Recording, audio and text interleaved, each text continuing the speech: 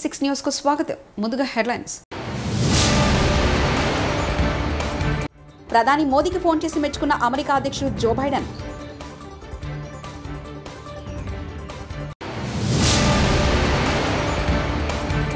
ఎట్టకేలకు కల్వకుంట్ల కవితకు బెయిల్.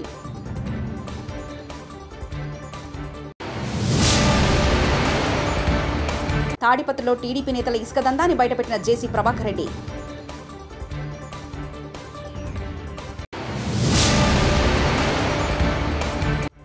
కూటమి గెలుపుపై అనుమానాలు నివృత్తి చేయండి అంబటి రాంబాబు.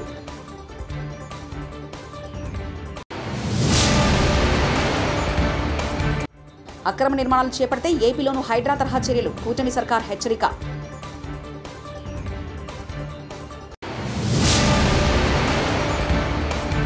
ఓవైసీ బ్రదర్స్ కు భయపడొద్దు, సీఎం రేవంత్ కు రాజాసింగ్ మద్దతు. అగ్రరాజ్యం అమెరికా అధ్యక్షుడు జో బైడెన్ భారత ప్రధానమంత్రి నరేంద్ర మోదీని మెచ్చుకున్నారు.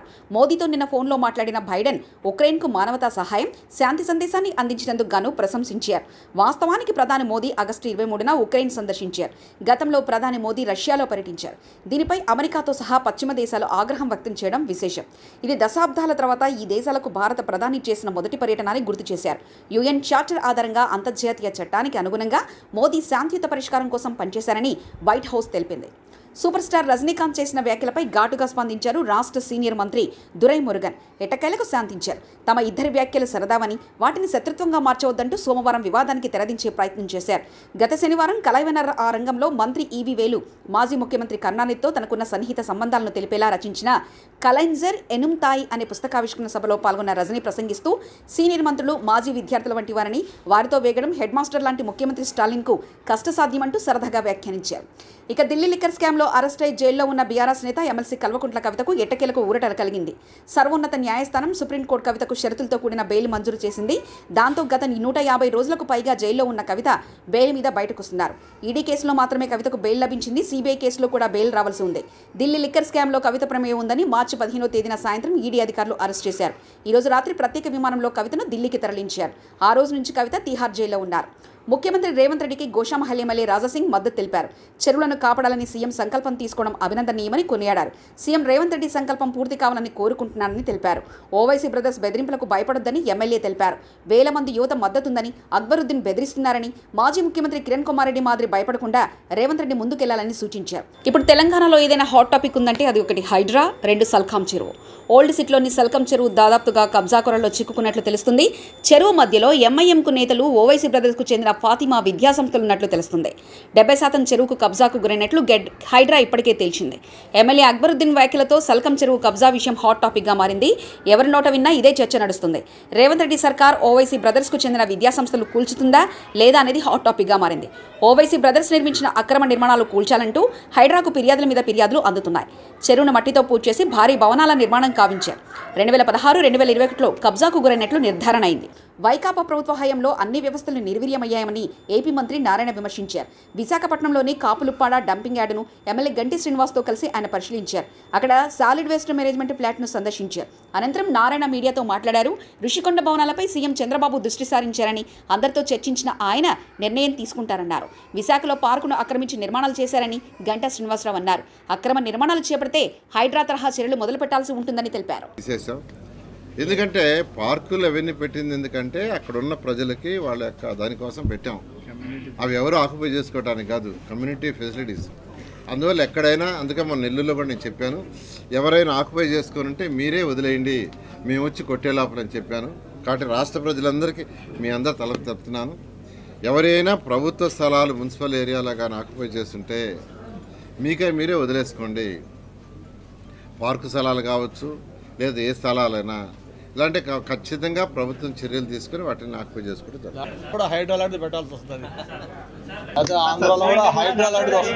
దొంగల పడిన 6 నెలలకు కుక్కలు మొరిగినట్లు ఉందని వైసీపీ వ్యవహారం. ఎన్నికలు జరిగి ఫలితాలొచ్చి ఎన్డీఏ కూటమి ప్రభుత్వాన్ని ఏర్పాటు చేసినా కూడా 2 నెలలు దాటుతుంది. ఇప్పుడు కూటమి గెలుపై అనుమానాలు వ్యక్తం చేస్తూ నివృత్తిని చేయాలని భారత ఎన్నికల సంఘాన్ని కోరుతుంది. ఈ క్రమంలో ఇవాళ సచివాలయంలో ఎన్నికల ప్రధానాధికారిని వైసీపీ బృందం కలిసింది.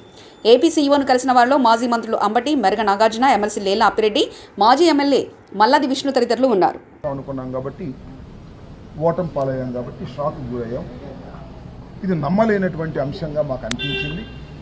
అయినా ప్రజాస్వామ్యంలో ప్రజలు ఇచ్చిన తీర్పుని అంగీకరించాలనే ఉద్దేశంతో ముందుకు వెళ్తూ ఉన్నాం.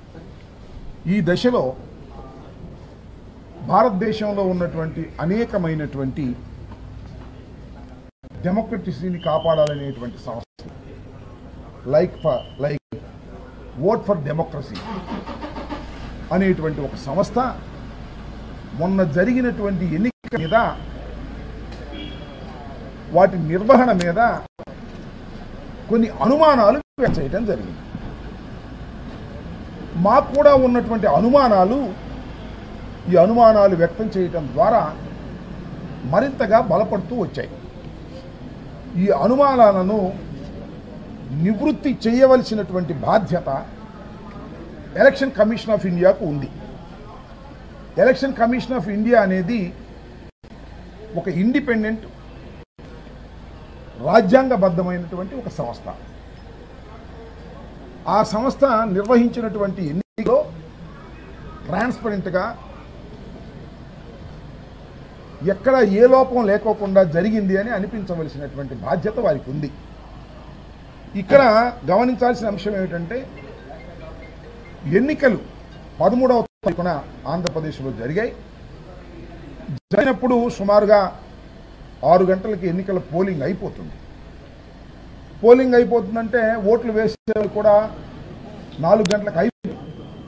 ఎందుకంటే 6 గంటలకు అయిపోదు. ఎందుకంటే 6 గంటలకు ఎన్నిక జరిగినప్పుడు ఆ టైం అయిపోయినప్పుడు 6 గంటలు అవ్వగానే ఆ ప్రాంగణంలోకి ఎవరైతే ప్రవేశించారో వారందరికీ టోకెన్స్ ఇచ్చి వాళ్ళను కూడా క్యూలు అయిపోయేంత వరకు ఓటు వేసే విధంగా వారికి అవకాశం కల్పిస్తారు. 6 గంటలకి పోలింగ్ టైం అయిపోయిన తర్వాత కొన్ని చోట్ల పోలింగ్ ముగిసి ఉండదు, కొన్ని చోట్ల ముగిసి ఉంటుంది. పోలింగ్ టైం 6 గంటలకు అయిపోయిన తర్వాత ఎలక్షన్ కమిషన్ కొన్ని ఫిగర్స్ని రిలీజ్ చేసింది. అదేమిటంటే మాకు అందిన సమాచారం ప్రకారం 68.12% ఆంధ్రప్రదేశ్లో పోల్ అయినాయి అని. మిగతా డీటెయిల్స్ తర్వాత ఇస్తాము అన్నారు. ఎందుకంటే మిగతా డీటెయిల్స్ అంటే ఆ తర్వాత కూడా ప్రాంగణంలో ఉన్నవారికి టోకెన్స్ ఇచ్చి ఓట్లు వేయించారు కాబట్టి అవి పెరుగుతాయి కాబట్టి. ఆ తర్వాత అదే రోజు 11:45 సుమారుగా ఆ ప్రాంతంలో మరొక అనౌన్స్మెంట్ చేశారు. అదేమిటంటే 76.5% అంటే పెరిగింది. 68.12 నుంచి 76.5కి పెరగడం అనేది సహజమైనటువంటి అంశం. ఆ తర్వాత ఫైనల్ ఫిగర్స్ ప్రకటించినప్పుడు 80.66 ప్రకటించారు. అంటే ఫస్ట్ ప్రకటించినప్పుడు 68.12, రెండవసారి ప్రకటించినప్పుడు అదే రోజున 76.5%, మళ్ళీ ఫైనల్ ఫిగర్స్ ప్రకటించిన తర్వాత 80.66 ప్రకటించారు. చాలా డిఫరెంట్గా ఉన్నాయి. ఆ తర్వాత 13వ తారీఖున అయిపోయిన తర్వాత 4వ తారీఖున పోలింగ్ జరిగింది, కౌంటింగ్ జరిగింది. ఆ కౌంటింగ్ ఫిగర్స్ చూస్తే ఎంత ఉన్నాయంటే 82 పైచిలుకుంది పర్సంటేజ్. ఇది చాలా ఆశ్చర్యాన్ని కలిగిస్తున్నటువంటి అంశం. ఒకదానికి పొంతం లేనటువంటి అంశంగా అనిపిస్తూ ఉంది. వాళ్ళు ఇచ్చిన ఫిగర్సే. దీన్ని క్లియర్ చేయాల్సిన అవసరం ఉంది. డేట్ ఎలక్షన్ కమిషన్ ఈ అనుమానాలను క్లియర్ చేయాలి. ఫైనల్ ఫిగర్స్కి కౌంటింగ్కి మధ్య ఎందుకు తేడా వచ్చింది?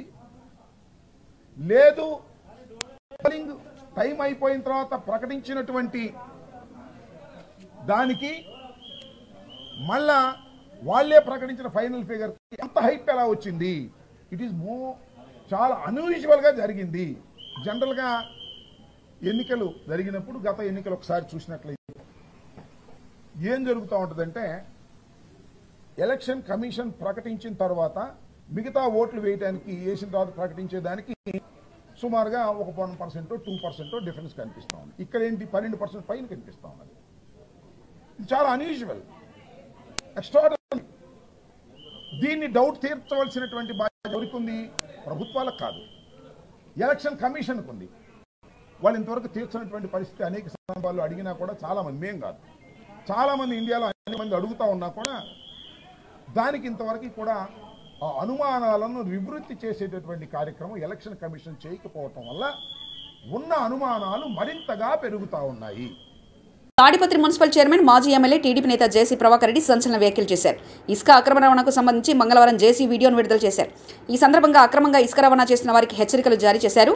తన దగ్గర వాళ్ళ ఇసుక దందాలు చేస్తున్నట్లు సెన్సేషన్ కామెంట్స్ చేశారు. నా దగ్గర వాళ్ళ 25 మంది ఇసుక దందా చేస్తున్నారు. ఈ పనులు ఆపండి. ఎందుకు మీరే సంపాదించుకోవాలా, నేను సంపాదించుకోవద్దా? కానీ నా నియోజకవర్గంలో ఇసుక దందా వద్దు. నా కోసం 5 సంవత్సరాలు పనిచేశారు. మీకు కావాలంటే వేరే విధంగా సహాయం చేస్తా, కానీ ఇసుక దందా వద్దు. నాకు దూరం కాకండి అంటూ జేసీ వీడియోలో పేర్కొన్నారు. అంటే 2,50,000 మంది ఉంటే ఓటర్లే 25 మందికి ఇదే. దూరం చేసుకోవద్దండి. దయచేసి దయచేసి దయచేసి దయచేసి మీరంతా నా కోసం 5 ఏళ్ళు కష్టపడ్డారు. నేను గ్రీన్ ట్రిబ్యునల్ పోయినా, సుప్రీంకోర్టుకు పోయినా, హైకోర్టుకు పోయినా, ఆదివారం ఏసీబీ వాళ్ళు వచ్చి అంతా ఎంక్వైరీ చేసుకొని పోయినారు. దయచేసి వచ్చేది మీకేమీ లేదు. ఇంకోటి చెప్తున్నా, టిప్పర్ ఓనర్లో మీ బండ్లు బయటికి రావు. ఎక్కడన్నా పోయి తోలుకోండి, నా కాన్స్టిట్యూన్సీలో తోలొద్దండి. దయచేసి దయచేసి చెప్తున్నా. బాగలేదు. మీరే డబ్బులు చేసుకోవాలనా? నేను ఎంత పోగొట్టుకున్నా అయితే నేను చేసుకోమంటారా? నేను వచ్చిన తర్వాత చెప్తున్నా, మీరెందుకు తోలుకోవాలా, మీరెందుకు కావాలా? సరే, మున్సిపాలిటీ ద్వారా తోలిస్తానండి. మున్సిపాలిటీ ద్వారా తోలిస్తా. దండిగా చేయొచ్చు పని. నేను ఒప్పుకోను. అంతా నాకు కావాల్సిన వాళ్ళే. ఇండ్లు కావాలంటే తోలుకోండి, ఇల్లు కట్టించుకున్నాను తోలుకోండి, ఎవరు వద్దనరు. మీరు తోలి మీరు డబ్బులు చేసుకోవాలి. ఎందుకు చేసుకోవాలి? నేను చేసుకుంటానండి, నేను చేసుకుంటా. పాప మీరేమో అంత ఇదైనారనే. నాకు తెలుసు ఎవరే దొరుకుతున్నారో. దూరం అవుతారు. దూరం కావద్దండి, దయచేసి కావద్దండి, దయచేసి కావద్దండి. మీరు 5 ఏళ్ళు నా కోసం కష్టపడ్డారు. మీరు ప్రాణాలు ఇచ్చినారు నాకు. నేనే వేరే విధంగా మీకు చేయగలను. మానుకోండి. టిప్పర్ ఓనర్లో మీరు వచ్చి పోయినారని కెమెరాలో కనిపించింది. మీరు యాడున్నా వదిలిపెట్టండి. టిప్పర్లు తెచ్చి వదలరు. టిప్పర్లో ఏమి చెప్పండి. ఏమి ఆ 25 మందికి అంత అవస్థ? బతకలేకున్నారా? ఒక పని చేద్దాండి, అంతా కలిసి మున్సిపాలిటీకి ఇద్దాం. మున్సిపాలిటీ అన్నా బాగుపడుతుంది. ప్రతిసారి రోడ్లు వేద్దాం, ప్రతిసారి ఈ పైప్ లైన్లు వేద్దాం, అన్ని చేస్తాం. దయచేసి అంతా మీరు నాకు ఆప్తులు, నాకు ప్రాణాలు ఇచ్చేవాళ్ళు. మానుకోండి. దూరం కావద్దండి. మీరే ఇన్ని రోజులు నన్ను కాపాడినారు. దయచేసి మళ్ళీ రిక్వెస్ట్ చేస్తాను, నాకు దూరం కావద్దండి. ఇసుక వలన దూరం కావద్దండి. మీరైనా షౌకర్లు కావాల్సిందే. 2,50,000 మంది ఓటర్లు ఉండే స్థలంలో 25 మంది షౌకర్లు కావాలా? ఎందుకు కావాలా? నేను నష్టపోయినా, నేను చేసుకుంటానంటైతే నాకొద్దు. ఎంక్వైరీ జరుగుతుంది. నేను 5 ఏళ్ళు పోరాడినా. కావాలంటే పోయి పొప్పూరులో అడగండి ఎంక్వైరీకి వచ్చినారు లేదో. ఇప్పుడు నెల్లూరులో చేస్తున్నారు. తాడిపత్రి కూడా ఎంక్వైరీకి, హైకోర్టుకు పోయినా, సుప్రీంకోర్టుకు పోయినా, అన్ని పోయినా. నేనే అట్లా అమ్మిస్తే మీరు చేస్తే ఎట్లా? చేయొద్దండి. దూరం కావద్దండి. మీరు నాకు కావాలా? మీకు నిజంగా కష్టం ఉంటే ఏదో వేరే ఆలోచిద్దాం. దయచేసి చేయొద్దండి. వరంగల్ జిల్లా కేంద్రంలోని శివానగర్లో భారీ అగ్ని ప్రమాదం చోటు చేసుకుంది. వరంగల్ శివానగర్లోని షేక్ ట్రెండర్స్ ఫర్నిచర్ షాపులో ఉదయం సుమారు 4:30 గంటలకు భారీ అగ్ని ప్రమాదం చోటు చేసుకుంది. ఈ విషయం తెలుసుకున్న అగ్నిమాపక సిబ్బంది హుటాహుటిన సంఘటన స్థలానికి చేరి మంటలు ఆపడానికి ప్రయత్నం చేశారు. ఈ అగ్ని ప్రమాదం షార్ట్ సర్క్యూట్ వలన లేదా ఇతర కారణం వలన దర్యాప్తు చేసి తెలుపుతామని వరంగల్ డీఎఫ్ఓ శ్రీధర్ రెడ్డి తెలిపారు. ప్రస్తుతానికి ఈ మంటలు అదుపులోకి వచ్చాయని, సుమారు 10 లక్షల వరకు ఆస్తి నష్టం జరిగిందని ఆయన తెలిపారు. Sadar mill colony police station CI మల్లయ్యకు సమాచారం అందడంతో 4:30-5 గంటలకు 100 డయల్ రావడంతో సంఘటనా స్థలానికి చేరుకున్నారు.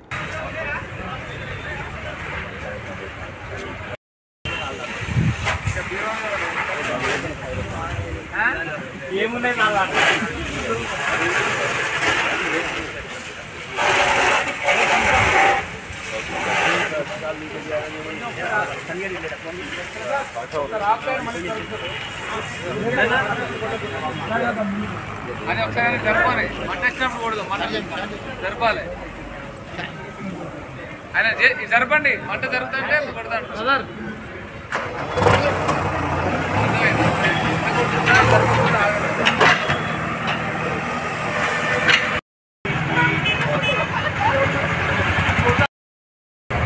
ఈరోజు మార్నింగ్ 4:30కి 4:29 ఫస్ట్ వచ్చింది కాలు. ఫైర్ కాల్ అనేది ఒకసారి 4:30 కన్ఫర్మ్ చేసుకున్నాము. ఫస్ట్ మా ఫైర్ కంట్రోల్ రూమ్ హైదరాబాద్ వచ్చింది. వాళ్ళు కాల్ కన్ఫర్మ్ చేసుకొని వెంబడే మాకు వరంగల్ ఫైర్ స్టేషన్ పర్మిట్ ఇచ్చారు. ఇప్పుడే 4:30కి వరంగల్ ఫైర్ స్టేషన్ దిగి పర్మిట్, ఎందుకంటే 4:34 స్టార్ట్ రీచ్ అయింది. వచ్చిన తర్వాత ఫైర్ ఫైటింగ్ చూసేసరికి ఫైర్ చాలా ఎక్కువ ఉండడంతో ఇమీడియట్గా హన్మకొండ, గొర్రెకుంట మరియు వర్ధనపేట ఫైర్ స్టేషన్ సమాచారించారు. భద్రాద్రి జిల్లా చెర్ల మండలం గొంపల్లి గ్రామస్తులు పట్టా ఉపాధి పనిలో అవకతవకలు జరిగిన తప్పుడు అధికారులను తక్షణమే సస్పెండ్ చేయాలి. కలెక్టర్ స్పందించాలి. తప్పు చేసిన అధికారుల పట్ల కలెక్టర్ నిర్లక్ష్యం సరికాదు. తప్పు చేసిన అధికారులను ఇప్పటివరకు ఎందుకు సస్పెండ్ చేయలేదు? బాధిత ప్రజలకు సమాధానం చెప్పాలి. ఉపాధి పనిలో నష్టపోయిన గొంపల్లి గ్రామ ప్రజలకు న్యాయం జరగాలి. లేని ఎడల బాధిత ప్రజలకు న్యాయం జరగడం కోసం పోరాటాన్ని ఉధృతం చేస్తాం. ప్రజాపందా పార్టీ చెర్ల మండలం కమిటీ డిమాండ్.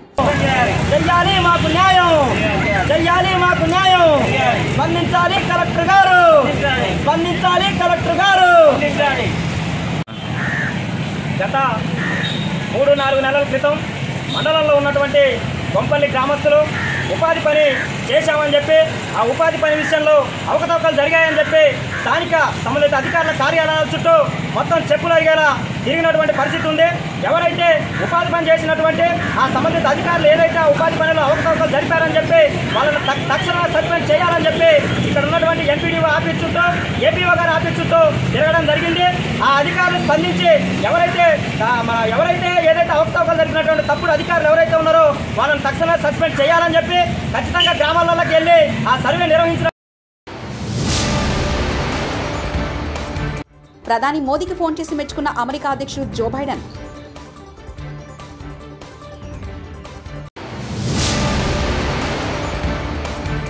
ఎట్టకేలకు కల్వకుంట్ల కవితకు బెయిల్.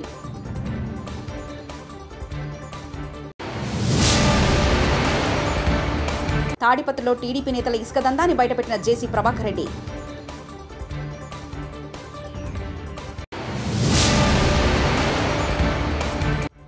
కూటమి గెలుపుపై అనుమానాలు నివృత్తి చేయండి, అంబటి రాంబాబు.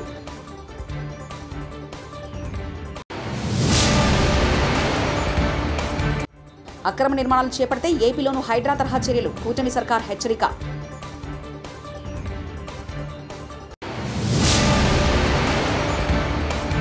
ఓవైసీ బ్రదర్స్ కు భయపడొద్దు, సీఎం రేవంత్ కు రాజా సింగ్ మద్దతు. ఇవి బులెటిన్ విశేషాలు. చూస్తూనే ఉండండి టీవీ 66 న్యూస్.